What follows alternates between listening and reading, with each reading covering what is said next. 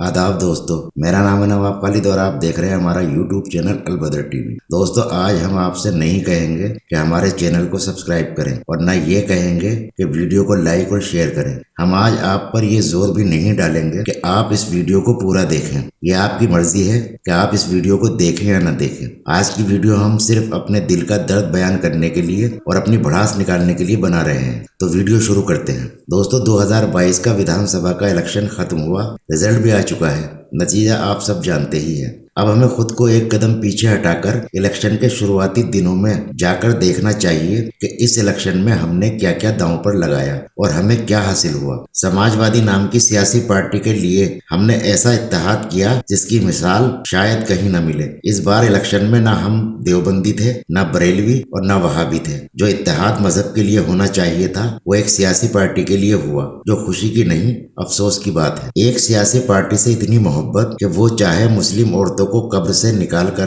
बलात्कार करने को कहने वाले को टिकट दे या हमारे बुनियादी मसले एनआरसी की हिमायत करने वाले को टिकट दे। हमने बिना कोई सवाल किए वोट दिया। यहाँ तक कि हमें पार्टी के जलसों और महफिलों में धक्के भी दिए गए, मगर हमारी जबान से उफ तक नहीं निकला। क्या आपको नहीं लगता कि हमारा जमीर पूरी तरह मर चुका है? लगभग 30 साल से हम सिर्फ एक ही सोच के साथ वोट दे रहे हैं कि बीजेपी सत्ता में ना आए। अगर बीजेपी देश के लिए इतनी ही खतरनाक है तो इसे सत्ता में आने से रोकने की जिम्मेदारी क्या सिर्फ मुसलमानों की ही है? बाकी लोगों की देश के लिए कोई जिम्मेदारी नहीं बनती है? कभी सोचा है कि बीजेपी देश के लिए खतरनाक है ये बात सिर्फ मुसलमानों की समझ में क्यों आई, बाकी देश के बड़े तबके की समझ में क्यों नहीं आई? क्योंकि ये मुस्लिम वोटों पर अपनी सियासी दुकान चलाने वाली पार्टियों की साजिश है कि सिर्फ बीजेपी को सत्ता में आने से रोकने के अलावा मुसलमान कुछ सोच ही न सके, अपने मुतालबात न रख सके, किसी तरह की हिस्सेदारी न मांग सके। और इस साजिश में गली मोहल्ले के मुस्लिम नेता भी शामिल हैं और कुछ फरिश्तों जैसे दिखने वाले उलमा हजरात भी शामिल हैं, जिन्होंने राजनीति को अपनी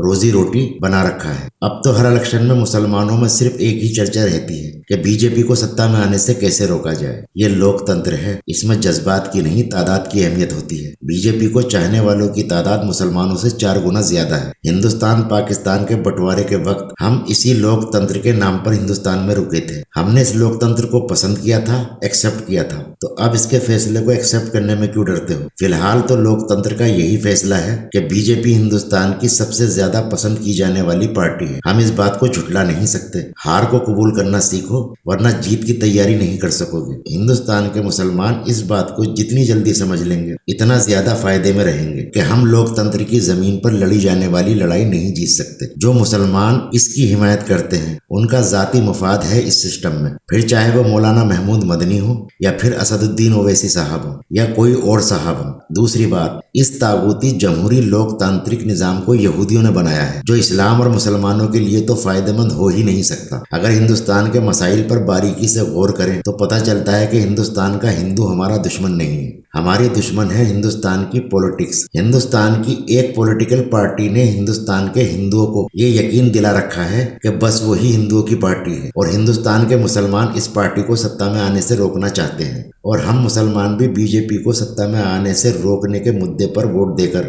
इस पार्टी की कही बात पर मोहर लगाते हैं और इसी बात को लेकर कुछ हिंदू पूरे देश में जहर उगलते हैं और देश का माहौल खराब करते हैं। बदले में कुछ मुसलमान भी ऐसा ही जहर उगलकर आग में घी का काम करते हैं। दोस्तों, यहाँ हमारा ये मकसद बिल्कुल भी नहीं है कि हम भी बीजेपी को वोट देने लगे। यहाँ हम सिर्फ ये कहना चाहते हैं कि हमने लगभग देश की सभी छोटी बड़ी पार्टियों को वोट देकर देख लिया, कहीं से कोई बेहतर नतीजा नहीं निकला। इस बार हमें कुछ नया करके देखना चाहिए और वो नया ये है कि देश के तमाम मुसलमानों को मौजूदा सरकार से अपील करनी चाहिए कि 6 साल के लिए देश के सभी मुसलमानों का वोट राइट यानी वोट डालने का अधिकार सस्पेंड कर दिया जाए। इन 6 सालों में सिर्फ 2 इलेक्शन, एक लोकसभा और एक विधानसभा का होगा, जिसमें मुसलमानों को अपने वोट अधिकार की कुर्बानी देनी होगी और हिंदुओं से खुले दिल से कहना होगा कि लो हमारी राय के बगैर सरकार बनाओ और देश चलाओ। हम आपके और आपकी सरकार के बीच में नहीं आएंगे। इस तरह सियासी पार्टी मुसलमानों पर कोई सियासत नहीं करेंगी और जब सियासत नहीं करेंगी तो इनका जिक्र भी नहीं आएगा और जब जिक्र नहीं आएगा तो ये नफरत भी नहीं फैलेगी जो आज माहौल में दिखाई देती है। मैं पूरे यकीन से कह सकता हूँ, आजादी से लेकर अब तक ऐसा नतीजा नहीं आया होगा जैसा ये करने पर आएगा। ये तमाम सियासी पार्टियां तुम्हारे घर चलकर आएंगी और हाथ जोड़कर कहेंगी कि अपने वोट डालने का अधिकार मत छोड़ो। फिर आप इन सियासी पार्टियों से अपनी शर्तों पर समझौता कर सकते हो और ये भी मुमकिन है कि आप इतना सुकून महसूस करो कि फिर वोट डालने के अधिकार की जरूरत ही ना पड़े। दोस्तों, आज की वीडियो में बस यहीं तक। वीडियो देखने के लिए बहुत बहुत शुक्रिया। अगली वीडियो में मिलेंगे, तब तक के लिए इजाजत।